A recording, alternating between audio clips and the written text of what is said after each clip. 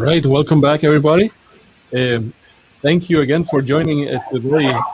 Sorry for the hiccups there in the Twitch stream, but we're back live now. A quick announcement that I want to give is it's a giveaway. Actually, the second giveaway of today, and then during the course of this presentation, we're gonna do a third one.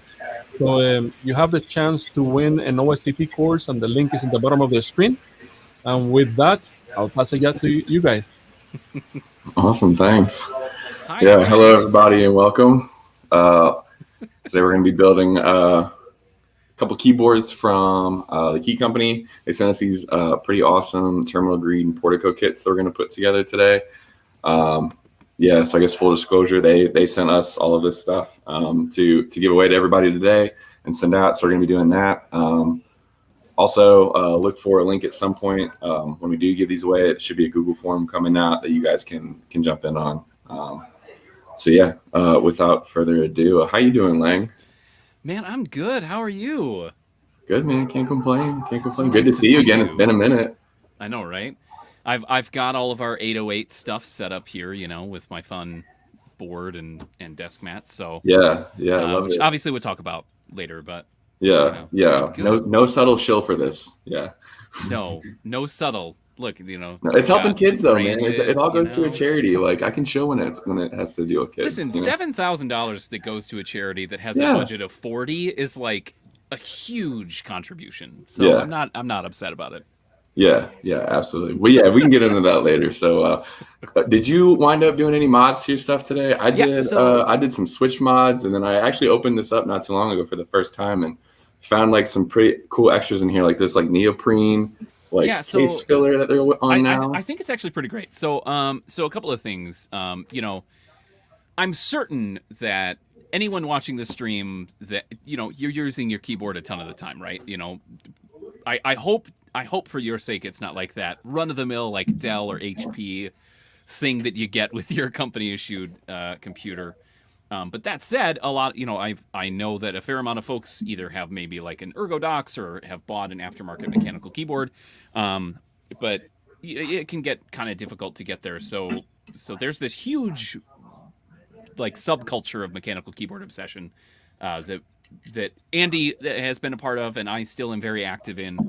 And so, that's kind of what we're talking about today. So this kit is a 65% keyboard. So to give you an example, that's a smaller form factor. It's got all of your main alpha keys and arrows as well. So right, like that's kind of what we're talking about. So I have several software engineer friends who are big into the 65 realm because they still get their arrows. And that's what we're going to build today. So I absolutely tangent full on that. So I'm sorry, Andy, about that. But no, absolutely. Do you want to walk them through like all the parts and stuff since you've got the setup going on? I'm just adding some stabs right now. Yeah, man. So a couple of things. So your mechanical keyboards are going to come with a few different things. There is a very lively debate about what makes a thing mechanical in the community. So I will keep it very simple and will not go like super into that.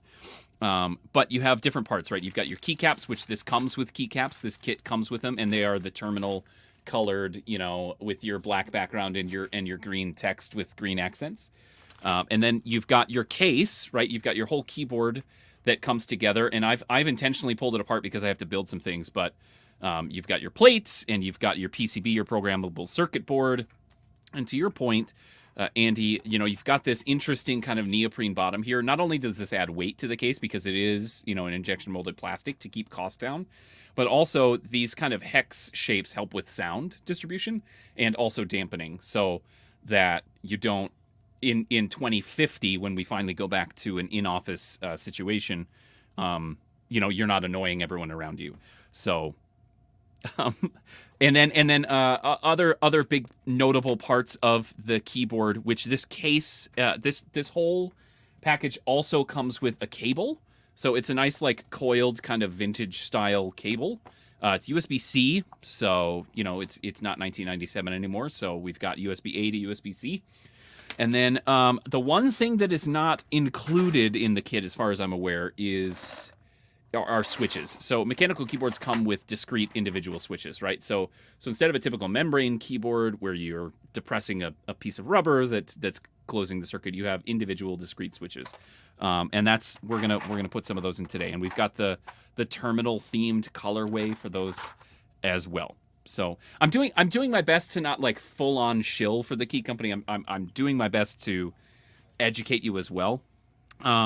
There are other parts inside of your keyboards, and if you're using a mechanical keyboard, or even if you're using like a membrane keyboard, the $4 one that came with your setup, you know, it's got all of these same things. It's got your programmable circuit board, individual discrete switches, and also stabilizers for your larger keys. So you've got your enter, we've got a full backspace here, which I personally hate. We can talk about that if you like, and then shift keys. And I left spacebar undone so that I could, if anyone is interested in building their own or getting into there, I could at least show you how relatively easy it is to do that.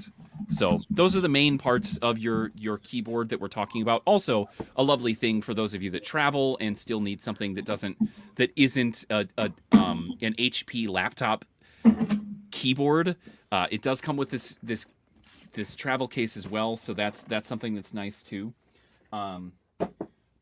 But remember, it's not limited to just this one thing, right? There is a massive thriving business around custom keyboards in this hobby, and you know, all different kinds of form factors. I showed you 65%. This right here is like an ergonomic 40%, so it's removed the number row. There's no F row. Apparently, my camera thinks that is a face, so that's cool. We have like full ergonomic with the number row, but no F keys. Right. We have, I'm sorry, and I'm just using my own personal boards now. So we've got a traditional 60% with arrows and a numpad if you need that, if you're in Excel. We've got the sexy 60%. Everybody loves that. We got some Hebrew here. And then a personal favorite of mine, because it's a set I designed, we've got a TKL. This is every gamer's friend, a TKL. We've got some artisans here. You know, we're doing that. So lots of different options. Andy, I've talked for 6 minutes, I think. What thoughts or comments or things do you have? Yeah, absolutely. I think that definitely explains the gamut of a quick customization examples that you can do. Maybe it's good to start with why bother, and like where did custom keyboards come from into like a multi-vendor hype beast driven like cloud, like desk. You want the TLDR, you know? or nerd response? Which one would you prefer? I mean, you know, it's like we got DEF CON people watching. You might as well get into the details. Okay, so there is this situation that has happened with mechanical keyboards specifically, where you harken back specifically to vintage keyboards, right? If you're someone who's been in the game for a while, or you grew up as a Gen Xer or a millennial, and the internet was either blossoming around you or computers became more and more accessible for you. At the time, you had these incredible keyboards at your disposal. You had IBM Beamspring computers if you're on the earlier end of Gen X. You had all of your Model M, like all of your buckling spring, that really satisfying like typing feeling and sound that just kind of was ubiquitous for your experience associated with a computer, right? So then we came of age and we got to our office setting and they said, here is an HP rubber dome that sounds and feels like you're typing on rotten, over soggy rice. So enjoy your work experience now. But we took typing classes, and all through our lives we use these great keyboards. So that's kind of where the genesis of like being obsessed with like wanting a better keyboard came from. And so it really was until about like 2016, 2017 was like a super niche hobby.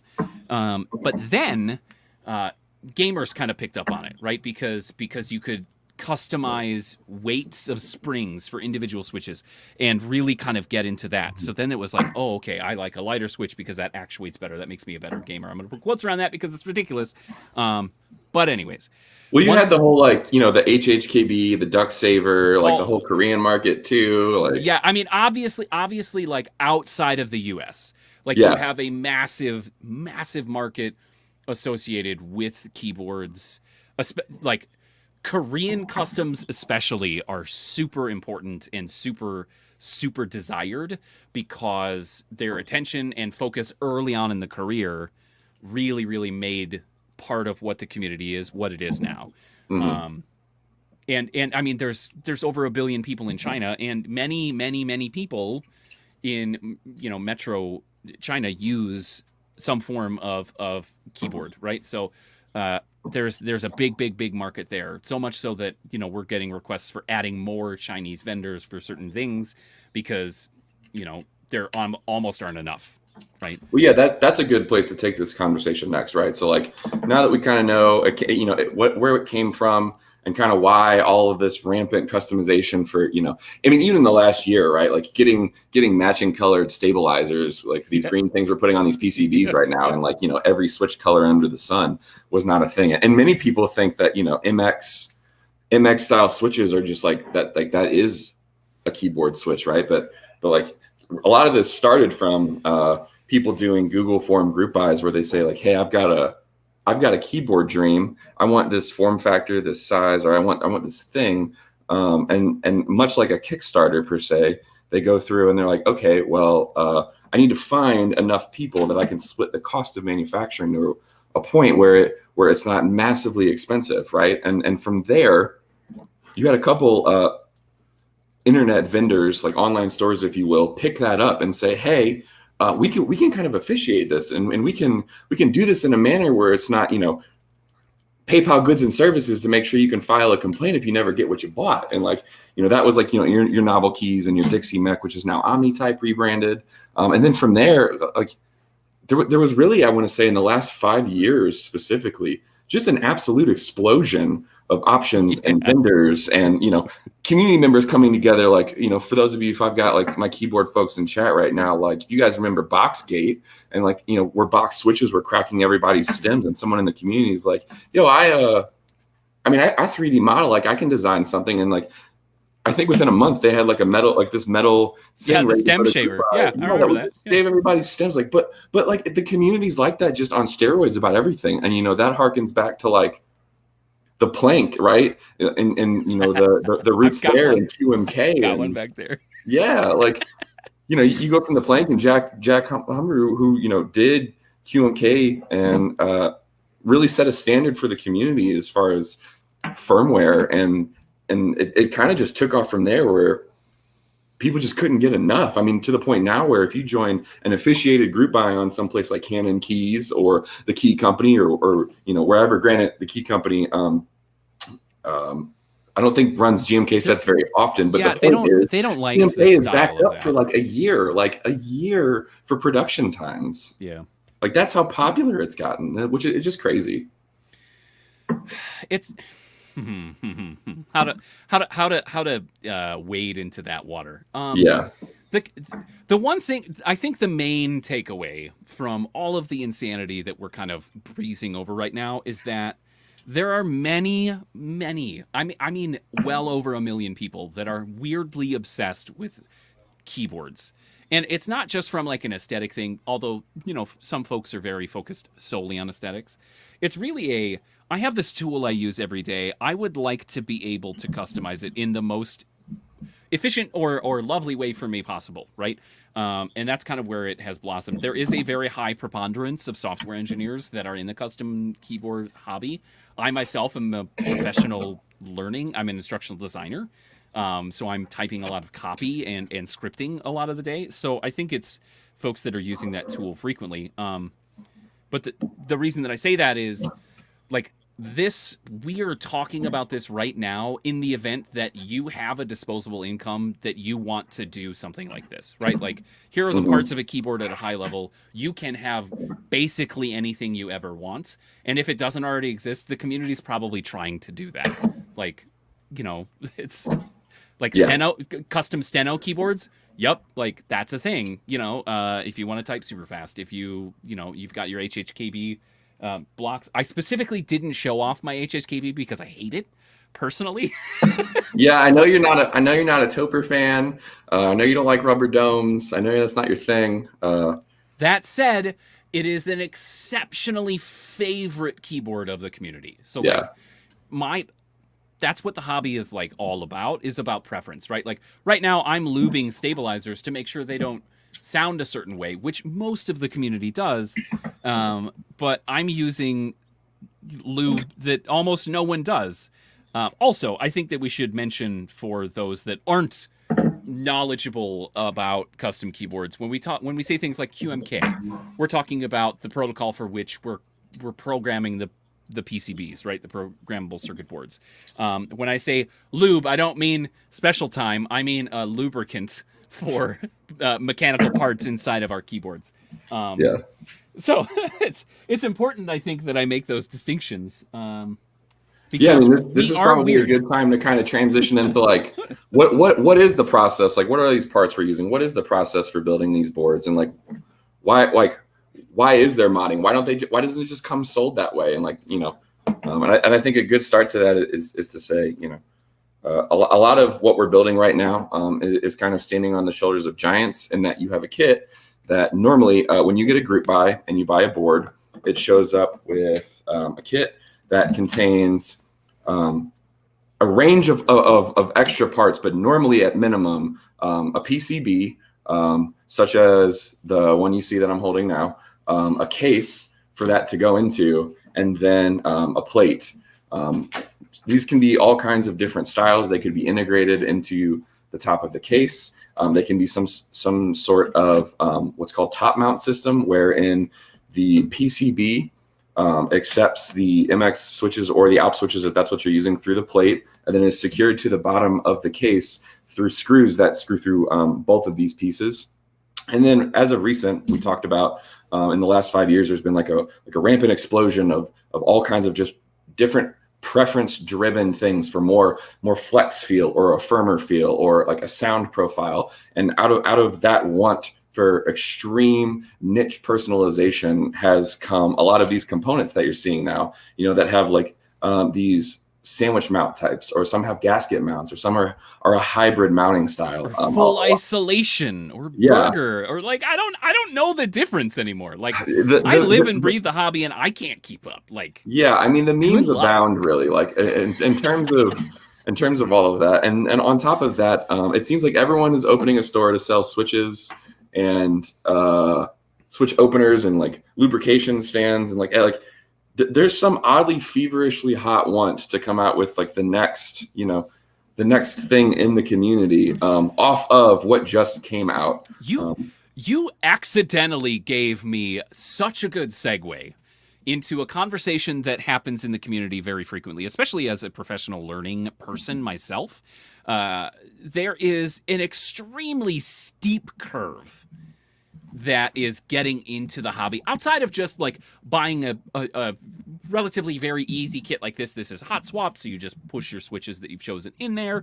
You don't have to lube your switches. All of this is super easy. But the second that you start having a conversation about like plate materials, do you prefer brass or FR4 or stacked acrylic, like all of this stuff, then it goes from 0 to a billion very quickly. So that in store, again, shill company, they have kind of an introduction to keyboards 101. If you're interested in that kind of a resource. Also, many folks just kind of learned through Discord or the RMK, or excuse me, the Reddit r/mechanical keyboards forum. There's no right or wrong way to do things. Asking questions and watching streams is typically the best. But I just, if you have time or are looking for a hobby or want to customize your typing experience, not only can you do all of that yourself, there are many, many nerds such as myself that will help you in that journey and would love to do that. So if this is something that you're like, golly geez, I sure do want to do that, it's, you don't have to do it alone or just you. I've built many a board for people who are, in one of the social areas, and like, I, don't know if I want hot swap or not, but I also don't want to solder anything. And I'm like, well, don't let that stop you. Like, I'll send it to me. I'll just build it and send it back to you. Like, that's fine. Yeah. Man. And it's also kind of, it depends on what kind of board you get, right? So like the boards we're building today have hot swap components, which means on the bottom of this PCB, they've got these Kale style acceptors I that can will zoom in on mine. so they'll take the pins that you have on those keyboard switches, right, and they'll complete the circuit on the PCB. And another way to do that is to just literally solder them on a PCB that you get with a kit that does not have hot swap sockets. And a third option for that is what's called Mil-Max sockets, and those are basically like metal sleeved housings that go into these pin receptors. Are you right over there, man? Yeah, I sorry, you said Mil-Max and I had a little bit of a reaction. I'm sorry. You don't like Mil-Max? So my problem with Mil-Max is that unless you are good at soldering already, Mil-Max will make your life horrifyingly terrible. Like, yeah, you're gonna have a couple of bad joints. Like, to figure out. We'll do it in. I'll try and put it on my camera. So like at the bottom, you have hot swap, super easy, and then like slightly above that soldering, like the electrical requirements for soldering a keyboard are exceptionally resilient and very forgiving. And then right up here at the very top of the hellscape that is keyboard world is Mil-Maxing a keyboard to make it hot swap. So as a beginner, I don't recommend them. And although I know you were just saying that's an option, I felt like I had a duty to inform everyone that, golly geez, I don't recommend that. Sure. Not out the gate. So like back to preference, right? That's the thing that I prefer because yes, I can solder once, and if I ever have to take apart this board for any reason, like my joints are already done, and I'm not redoing that work all of the time, and risking damaging. I've got a desolder station, and I'm happy to solder all day. So like me, I don't care about hot swap like at all. But I also stream every week of my life, so yeah, it's different expectations. I showed you. What, 7 boards, and they're all my personal boards, and there's another 6 or 7 just right there, and that's before we talk vintage. Like, there's different levels of the community, man. Like, absolutely. So up to this point, basically, I know Lang looks like he's pretty close in tow. What I have at this point is the stabilizers installed, and these are what are going to allow for like the actuation of your larger keys in a manner that keeps them on this switch, right? Otherwise, you would depress this key, and like your space bar has pretty much a 50-50 shot of just shooting right off this switch that would be here. And normally, people use these for anything that is 2U or larger. That is to say that any one switch position on these PCBs is 1 unit in size, and any keys that are outside of that single one, either alphanumeric or number keys that you're used to, are some number of units larger than 1. So the 2U keys that you're going to see on a traditional keyboard are your backspace, your enter. Both shifts are larger than 2U, your space bar, and if you have a numpad, your 0 key is usually, or your enter and plus. It depends on what layout you've got there, but Yeah, and Andy, I will caution you to not forget your little standoffs that go on the PCB, because this is hot swap that securely anchors your plate to the PCB. This is a rare option that comes with this stuff. So because there's no solder that's literally connecting the two, we've got screws that are going to hold these two pieces together. So. Yeah, so normally when we were going to put these together, if it wasn't going to be hot swap white, right, what we would be doing would be on the back of these PCBs, right, we would be purposefully positioning these with the switches loaded into the plate and depressing down when we're trying to solder to make sure there is absolutely no gap between any of these components, because the one thing that we don't want is rattle, whether that's stab rattle or that's like, any kind of switch ping or sound notes that we don't want. Yeah, do me a favor. If you're watching this and you have like one of those traditional, I got it when I joined the company, plastic keyboards that they left on your desk, and you're just using it because it's not a thing that you care about, just go ahead and tap on that space bar a couple of times, and and when the 80 decibels of rattle happens, that's what we're trying to avoid with all of this. So and that's really why, like, typically with these stabilizers, up until very recently, these bottom feet would cause some issues that you would have with that very sound we're talking about. So you would have to go in and clip these, and people would say, you know, well, why don't they just make them so you don't have to do that anymore? That's what everyone wants to buy. And they are getting to that point. But for a long time, it was just because, you know, they have those molds and you can just clip them. So that's what people would do. They would clip them, and then they would put their, like, insert grease of your choice, whether that's, you know, GPL 105 or 205 or Krytox or, you know, whatever that is, into here. And it helps. It's debated whether or not, you know, based on preference, you want to lube your stabs, but it's a pretty common. I don't know many hobbyists that are like, gosh, lubing your stabs is dumb. Like, it's super rare. It's super rare to have Most somebody will tell that you doesn't don't care use Band-Aids because your keyboard isn't hurt. Like, don't use Band-Aids.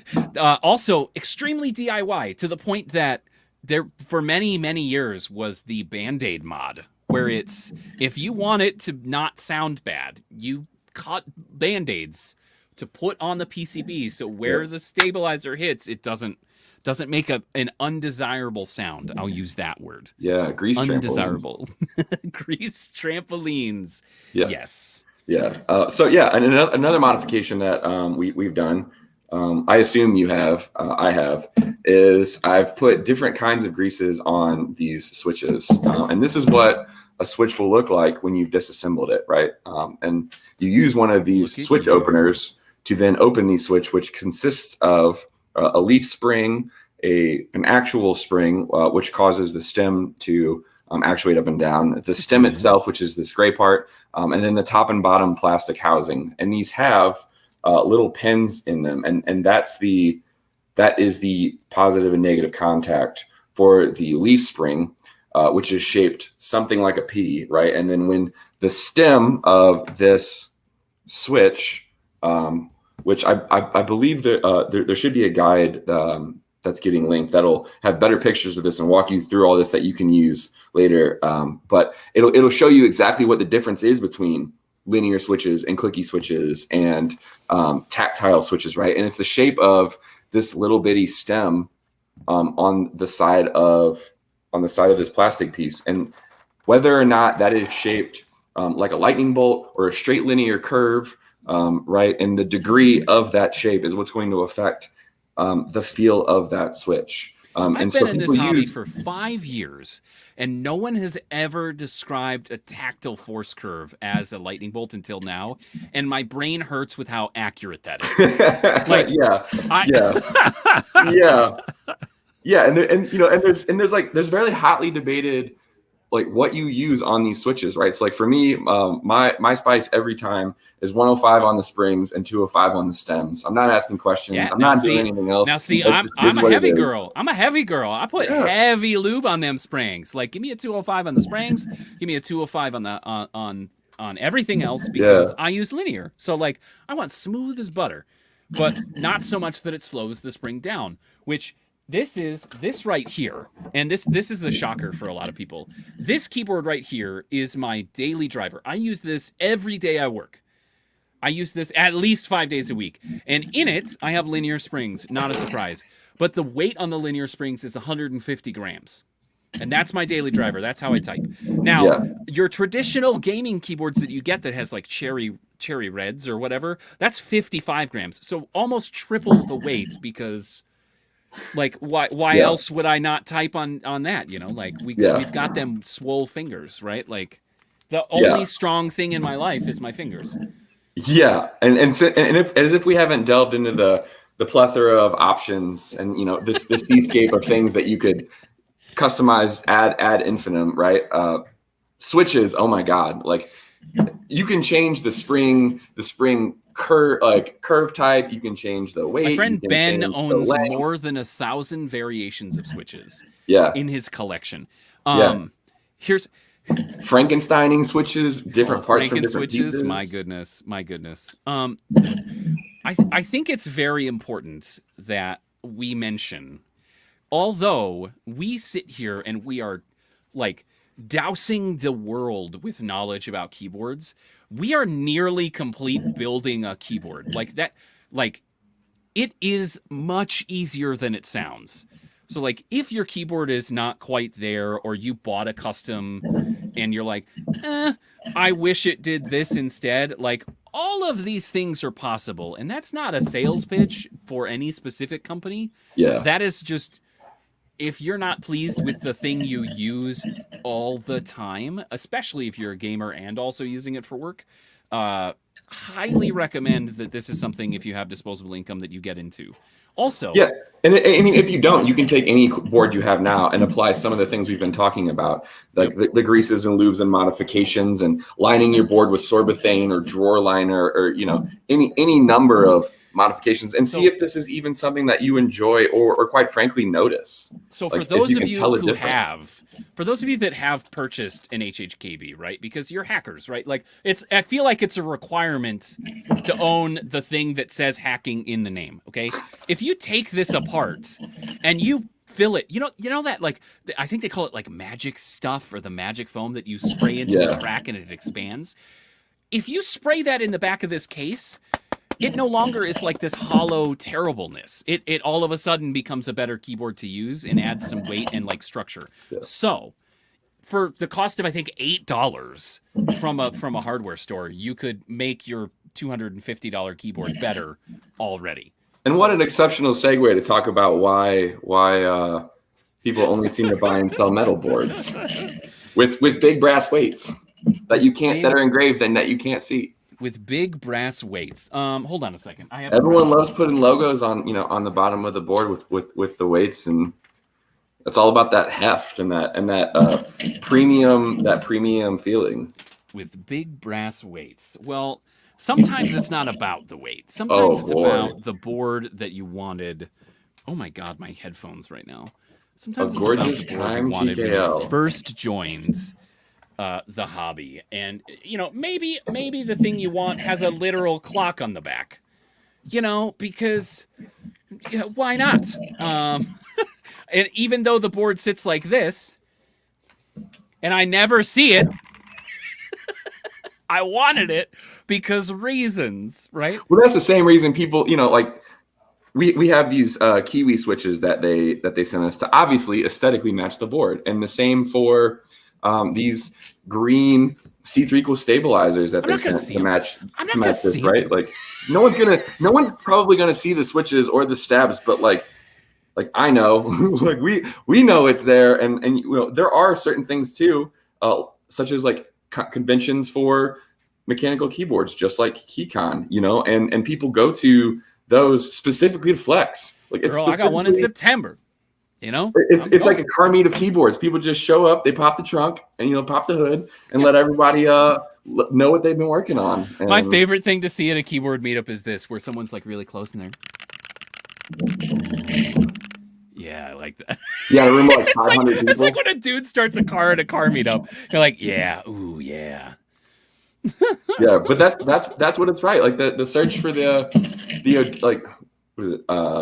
Odyssean, like the in game, just the perpetual ball up the hill. No, that's Sisyphus. Is something? The Sisyphean, right? Yes. Sisyphean, yeah. That's the Sisyphean task, is trying to find in game. You know, that holy grail, perfect combination of things.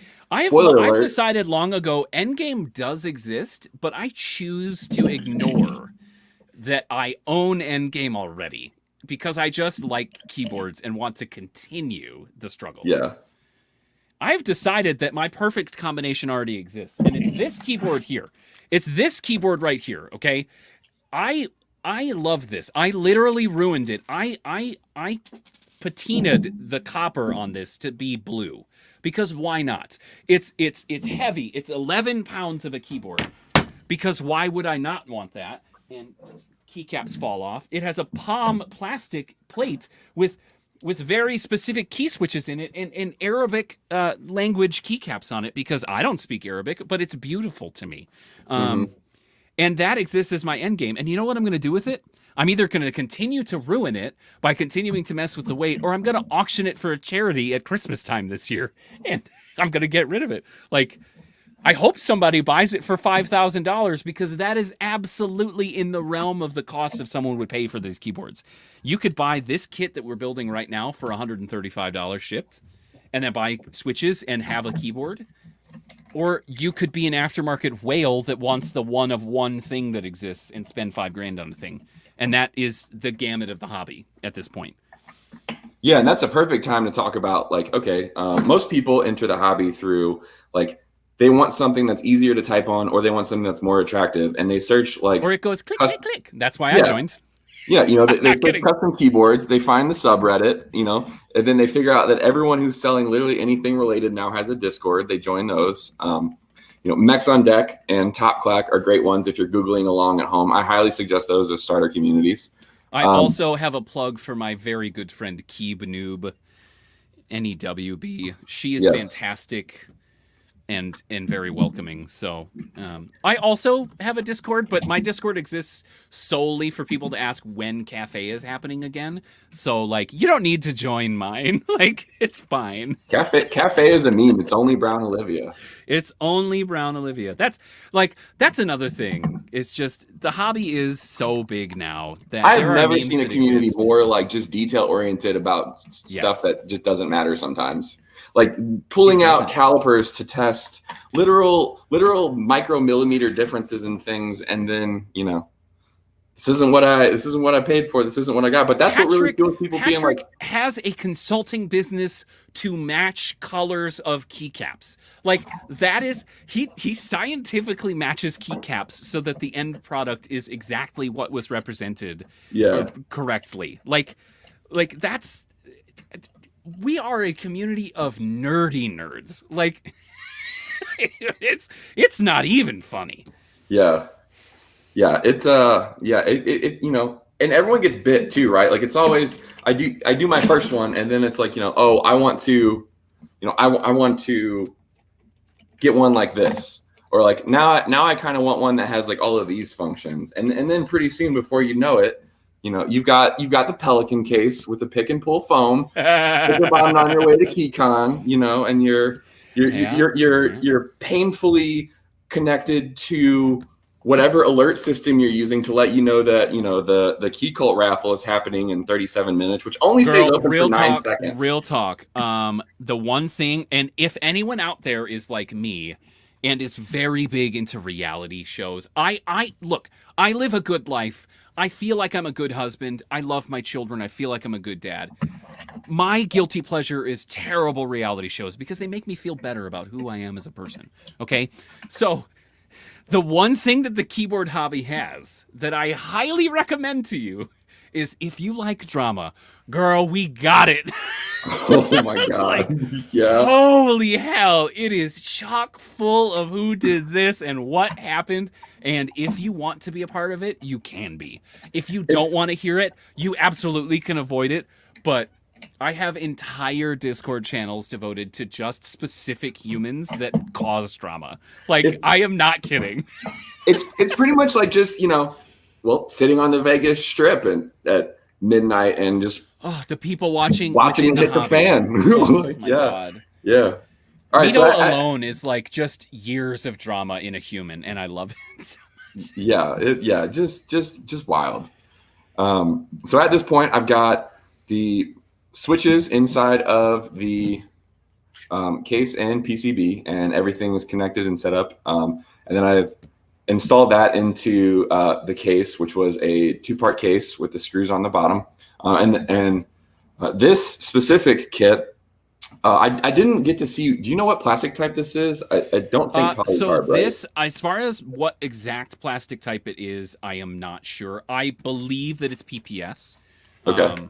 Based solely on the cost effectiveness of PPS and injection molding. Yeah, I have stats on like everything but plastic type. I could be wrong though. Yeah. So do not quote me on that. I do not know. I am a dumb. So yeah, for sure. Oh, thank you for agreeing that I am a dumb. Best friends here. Appreciate that. No, I just agreed that you didn't have the answer, and that's okay. I'm here for you. You know what? F you too, man. I don't know if I'm supposed to swear, so I've been censoring myself. So yeah. Because boy, howdy do, I swear. But Yeah. today I've chosen not to. You're welcome, Omar. You're welcome. All right, so we're going to put this together. Also, I've been trying to time it to the full hour. So I know that you're ahead of me, but I still have 13 minutes to screw this together and put keycaps on. So, I feel like one of us is winning, even though we're behind. So Yeah, and we have the giveaway for both of these to go. Giveaway? Did you say singular? Giveaways. Because I'm giving this one away too. Yeah. Built by a pro streamer. I can't even say it without laughing. I have like 11 people that watch my stream once a week, and so I believe that I'm a pro streamer, when that's a lie. But I do build boards pretty nicely. So if you ever need one help, like I don't charge to build stuff. If you ever want me to put this all together and you're like, golly geez, that's too much to learn, you just send it to me. I put my @ as my name. On all socials, that's where I'm at. Twitch, the Instas, those are really the two I use. Discord a lot.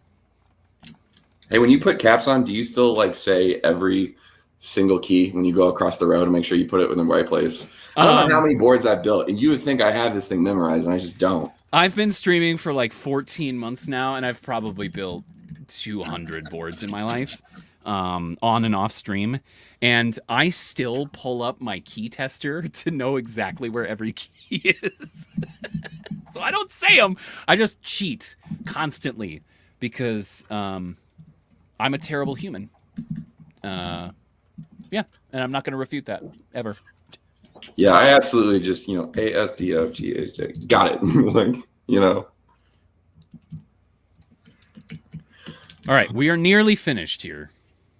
Yeah, what do we miss so far? I know we had an agenda worked up to kind of walk people through. I had it pulled up and my brain just kind of went, we didn't talk about do we have questions? I can't see the chat.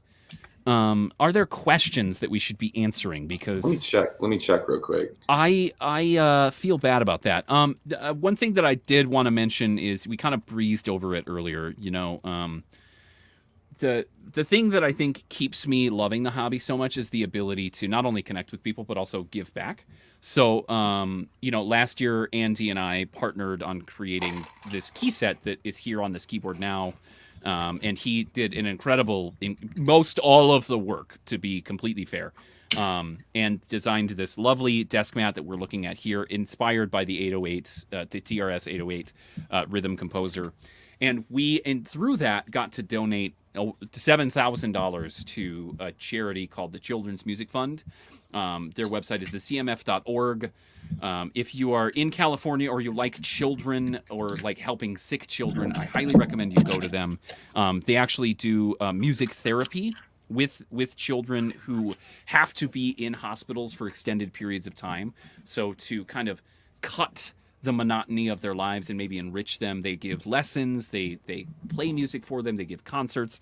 They have a small budget of about $41,000 a year, and they're extremely highly rated in terms of funds going to the actual thing that they say they're going to do. We likely will be doing another run of the 808 set, so you can get a key set and donate at the same time. But if you just like to give money to good things or good people, the community helped us do that, but I also urge you to at least check them out, especially if you're in Southern California. That's where they do most of their operations. That's really the main thing I wanted to talk about, aside from keyboards today. So, yeah, and I know we posted the guide too for people to be able to consult after the fact, because I know we just threw like an absolute asinine how would not everyone understand how to build a keyboard now? That was a lot for you guys. So check that link out. Save it, that way you have a good reference. You can always reach out to me on all of my socials too. It should just be Andy Doring on any platform that you want to hit, and I am always more than helpful to Sherpa anyone through the complicated landmine field that is trying to build your first custom keyboard. I would be remiss if I didn't let people who know Andy aware into this piece of knowledge. But he is one of the most desired artisan makers in the community, and even more so because he's moved on from that now.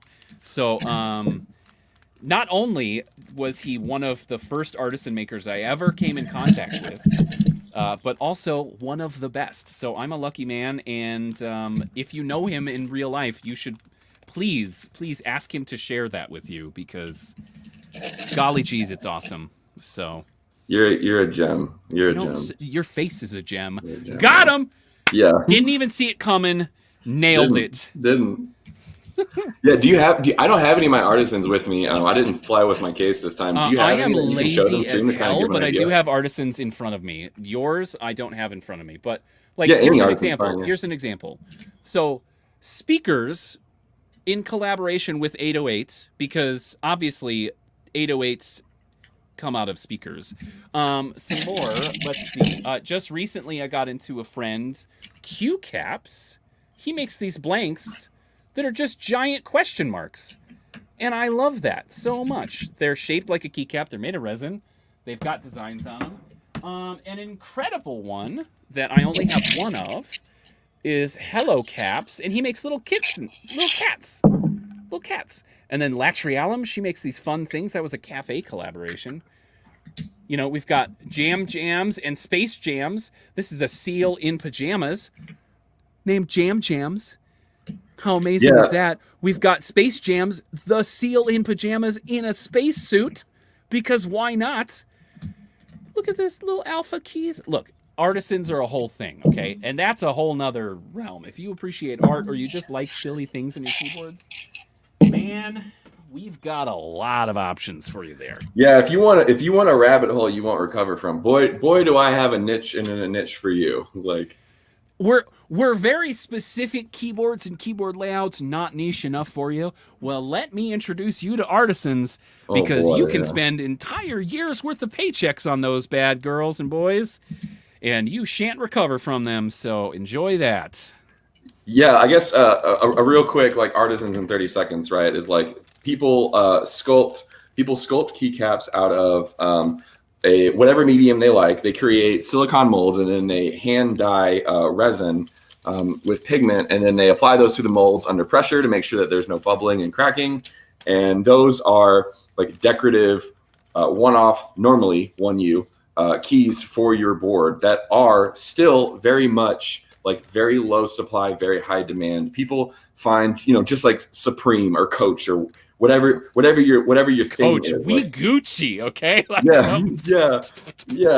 Okay. Whatever your flavor is, but like there might only be like 7 of a certain colorway of one of these things made, and people just they chase them, and they post on Reddit, like Mech Market, and in these Discord channels where people are buying and selling and trading these boards to try and track down this stuff, and the hunt and the search for most of keyboards really is really like one of the biggest draws, I would say. People get on that FOMO high, and they just got to have it, People literally trade entire collector level boards for single artisans.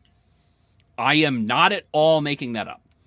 There's a lot of like overlap with like audio and stuff too. People will trade like really nice $4,000 or $5,000 pair of headphones for like a whatever board they're looking for, or like people trade a bunch of different key sets or boards for like gaff or like the bongo cats or whatever that is. Man, bongo cat, I'm all about it. I love the bongos, man. Okay, come on. Keycap pullers. Definitely need to have one of those if you're in the hobby. Yes. Okay. We're nearing completion, ladies and gents. All right. Where's that? There it is. Are you a flipped spacebar gal? I am flipped spacebar, stepped caps, silent black stem in the spacebar switch kind of person. Still using the silent in there. Okay. Yes. Okay. I've specifically bought a batch of silent blacks just to harvest the stems and do that specific thing, which I have done on this board for whoever winds up winning this. Listen, this board is going to go to someone, and they're going to love it. Okay. They're going to love it. Lang, your color is much better than mine. I'm very washed out, but well, and funny enough, it's actually more blue than it is in person. It is very accurate to terminal. extremely green. GMK terminal, or the terminal caps that they've ran. GMK, I believe, was the original colorway that did it. Yeah, they're very, very accurate to that. And this is what the board looks like lit up. It has a range of colors that you can. You can't have a custom plastic keyboard without R's, G's, and B's. Yeah. Not only do they make it look cool, but they also make you a better typist and gamer. I get at not least a thing a lot of people don't know. More color means better gamer. I get at least 5 extra WPMs when I turn the lights on. It's basically like turning the air conditioner on in the Corolla. You know it's going down.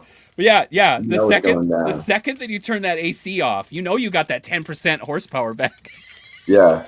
Condenser. Well, with the little bit of time we have left, I believe that they put the giveaway link at the bottom of this stream. You guys can click that, check it out. It should be a form you can fill out. And we'll go ahead and try and get some winners picked as we wrap up these builds. And we'll put these in the mail.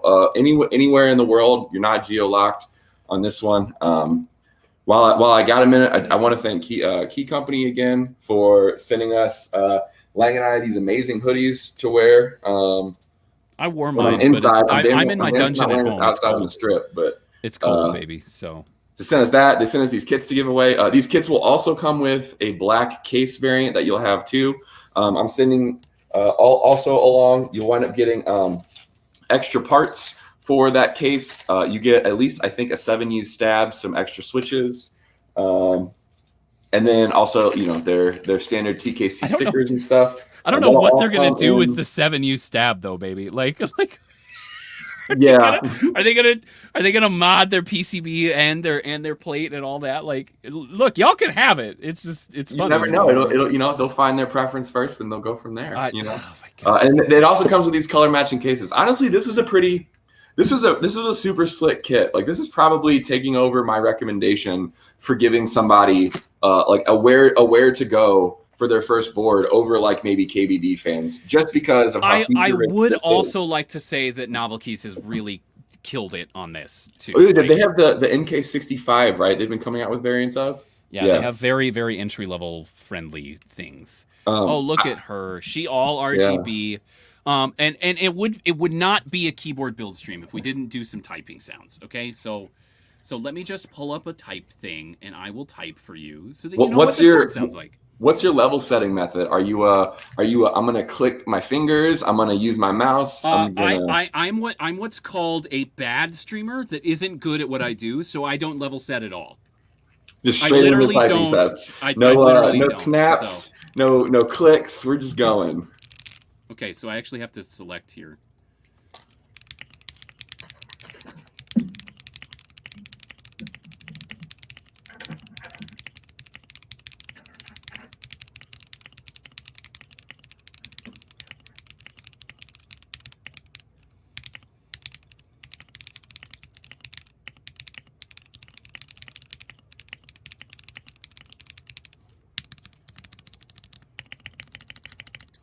So, that's a keyboard. It types, it does things, and it makes sounds. Thank you for coming to my TED Talk. Yeah. It's yours for thefreeze.com.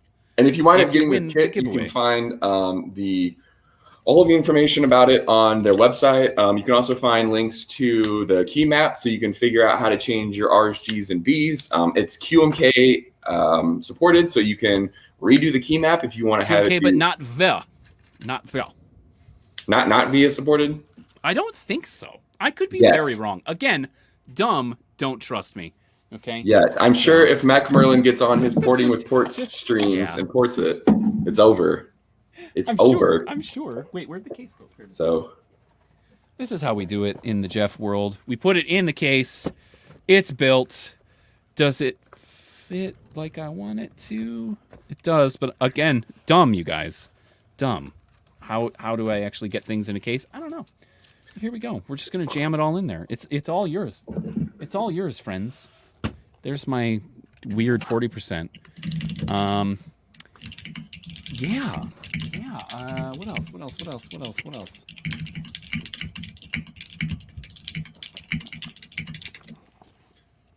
I hope that friends enjoy this a lot.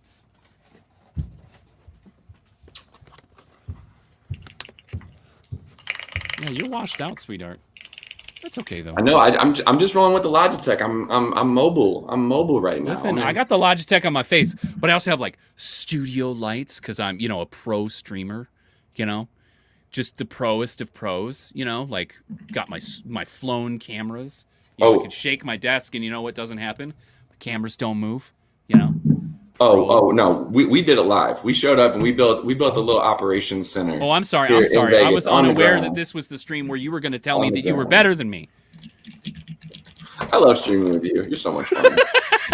You're so much fun. I'm so happy that this got to happen. Thank you. Yeah, man. Thank you. All the extra parts I got to put in there. I got to put extras. Well, listen, hey, we don't want to run over time more than we have to, and we're also going to make sure that we announce the winner. We're going to leave that form open for a little while to give everyone an opportunity, because this is probably going to be the only form in this hobby you're going to fill out where you feel like you had enough time to do it. For trying to get something, so we really want you to milk this experience. I do feel like with the Bongo Cats I have enough time.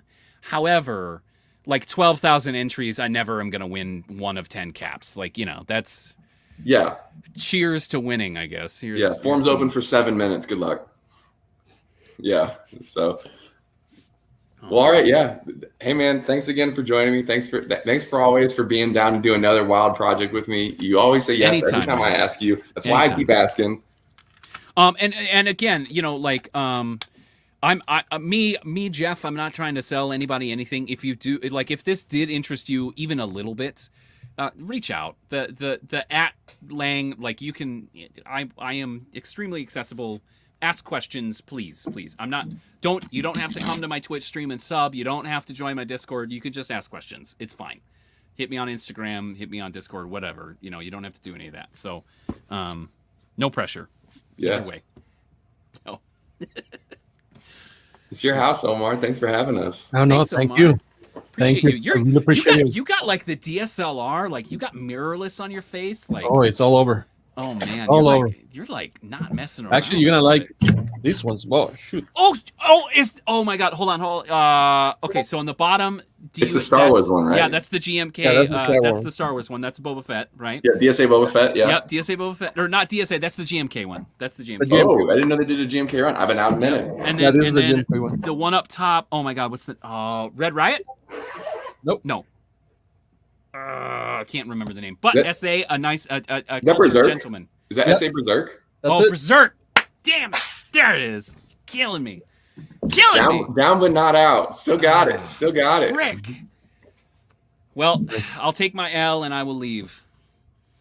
Thank you, guys. I really appreciate it. Thanks for having me, guys. Thanks for having us. No problem.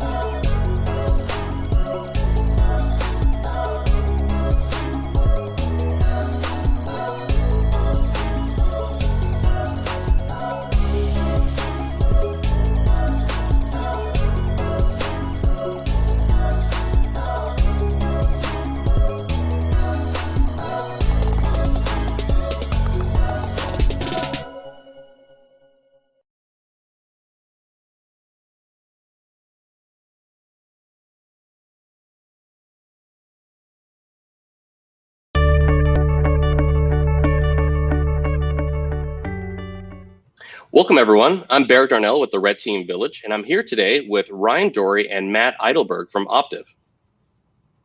Hey, everybody. Hello. How's it going?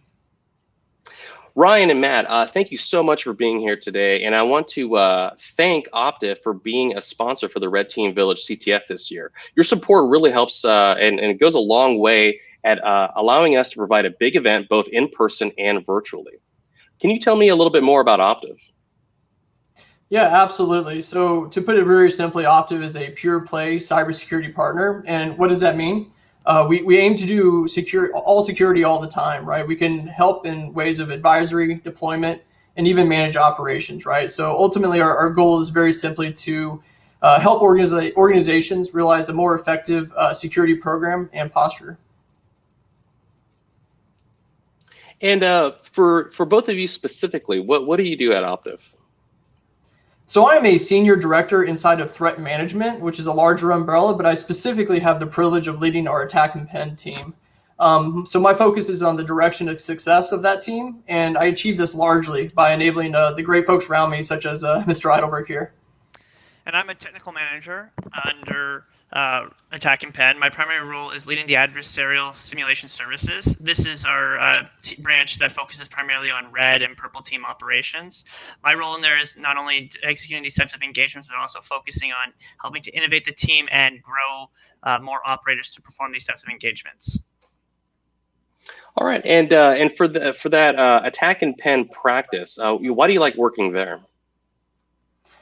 Yeah, so for me, first and foremost, it's the close family atmosphere that we have on the team. And what I mean by that is I've been on the team for almost 9 years now. I've been in Attack and Pen the entire time, and I'm not alone in that. There's several other individuals on the team that have been here for a similar amount of time, such as Matt himself. So what that's yielded is a really good dynamic of folks to work well together while we simultaneously, pursue our passion of offensive security.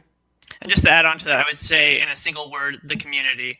The team itself honestly strives constantly to push the boundaries, to teach each other new things, whether or not it's failures from previous engagements to help educate for future kind of tests, or even success stories. It's all about sharing and kind of bolstering each other through knowledge sharing. Absolutely, and and a plug for that giving back to the community aspect. I was on your GitHub the other day, and I was looking into Scarecrow, and I know I've got that on my list to do a deep dive on after DEF CON. Love the fact that a lot of big players in information security share that research, share that tooling that they create. Yep, that's what we strive to do here. And for your team, what types of people work there? What are their backgrounds? So it's a good variety of backgrounds, right? So we have folks, some from being a good part of us being veterans, to business-minded folks, to engineering folks, et cetera, right?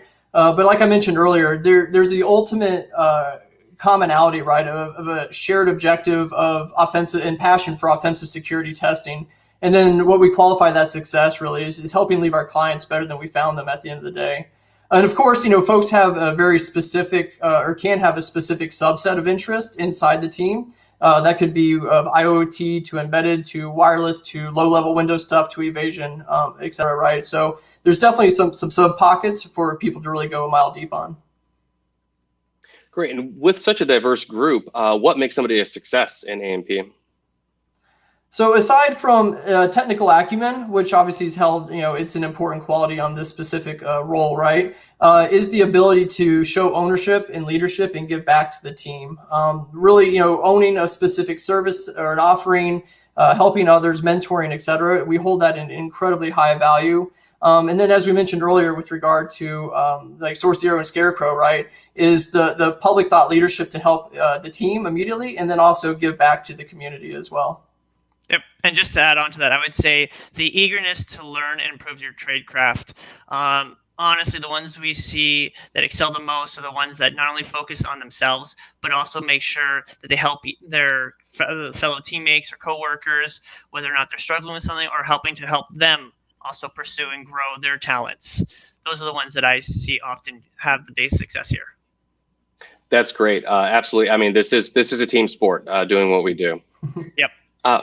For the Red Team Village, one thing that we really love to do is offer a lot of environments for training. We do workshops. We participate in a lot of different cons. And one thing we want to do is bring as many people into this community as possible. And so I'd like to ask for both of you, what is your advice for people who are interested in cybersecurity as a profession? Yeah, absolutely. So I mean, I'll speak to the path that I took to get here, and I think it holds true to the question, right? But I think it's very important or imperative for folks to have a deep foundational understanding as to how things work, right? So what I mean by that is, how does Active Directory work? How does networking function? How can you manipulate these things to maybe work outside the bounds it was intended to, right? So that can apply to even development, web applications, etc. Oftentimes I get asked by people that are a bit younger, say in college or whatever, and they're like, hey, should I take this security class and become a pen tester? Well, I would really encourage folks to get a lot of those more foundational understandings to how things work before they move to the stage of trying to, move to that adversarial emulation type part. Yep, and I would just add to not just focus when you're learning on red team tactics. It's incredibly valuable in the current landscape to focus on both blue and red team. Having that ability to speak both can really augment your skill set. And, this is very much a cat and mouse game-based industry. And just knowing both sides, their playbooks, can really help you understand the strengths and weaknesses of both sides. So when you're coming up against, say, a red team or a blue team, you know what they are great at and what their weaknesses are to really help plan out those attacks, or even your knowledge set to improve on. That is phenomenal advice.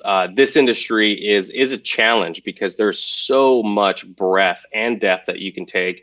Not to mention that it's evolving every single day. So it's impossible to keep up. So you've got to have that thirst for knowledge. And without that foundation, it is quite difficult. I mean, you might throw that exploit and get that shell back, but then the question is, what do you do next, right? And so, great advice. I want to thank both of you for being here today. Thank you again for the sponsorship. Looking forward to meeting you in person, and also with DEF CON right around the corner. Looking to engage with old friends and make some new ones. So thank you again. Absolutely, thank you for the opportunity, and we're looking forward to seeing some folks out at DEF CON. Yep, thank you. Oh, and I forgot to plug. Optiv is actually throwing a party at DEF CON, right? And you've got an invitation out there. Yeah, absolutely. So come check out some of the Source Zero folks. I believe it's Friday night and the 26th floor, if I remember right. So yeah, come by and say hi. Excellent. Looking forward to that. Knock, knock, who's there? This guy. What's up, red teamers? What's up, DEF CON? It's your favorite fake, brilliant billionaire investor. My little birdie's cheap, cheap, cheap, cheap, cheap, cheap, cheap, cheap, cheap. I like cheap things. That's why I'm rich. They let me know that Lunar Fire is under fire, but that is a Tres Comas company. And that's got so much smart shit in it. And so it's unhackable. Or is it? No, it isn't. Not even you boy and girl geniuses can do it. You would have to be the human equivalents of cars with doors that open like this or like this. Are you? Can you? Will you? Don't.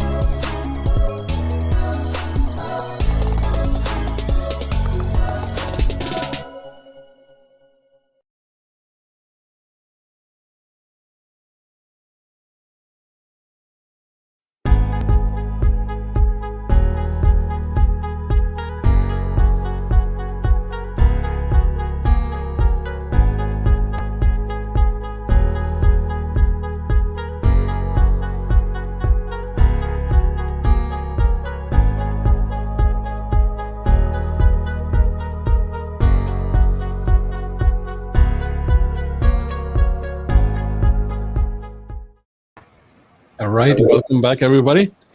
Today is almost a wrap, and first things first, I'm sharing the leaderboard of the finals. And guess what? AI generated is in the first place, and then followed by EPT, and then by Son of Anton. But not by much, actually. The second place is held by three teams in there, so it's pretty rough competition that we have right now.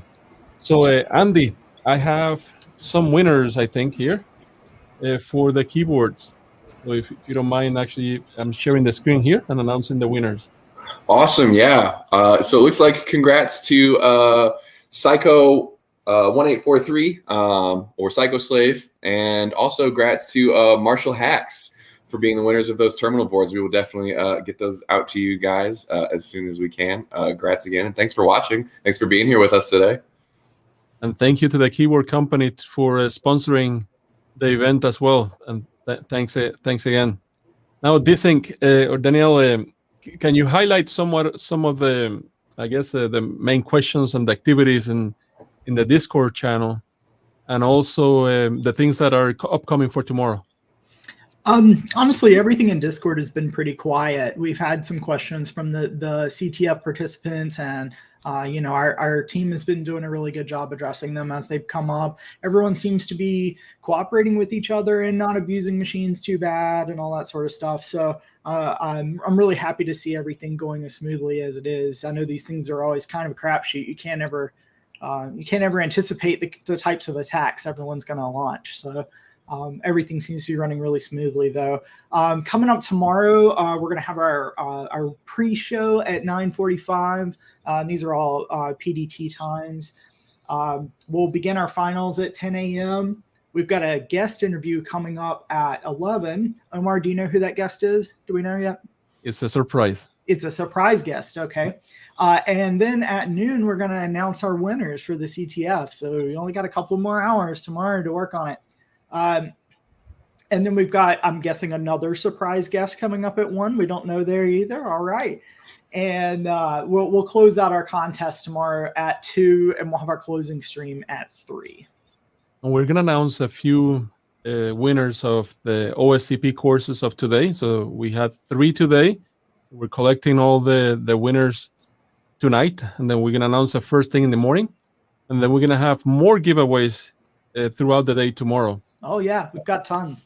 Yeah. And as a matter of fact, we probably have to pick up the pace because we have a lot to give away. We have Stay with us tomorrow. Absolutely.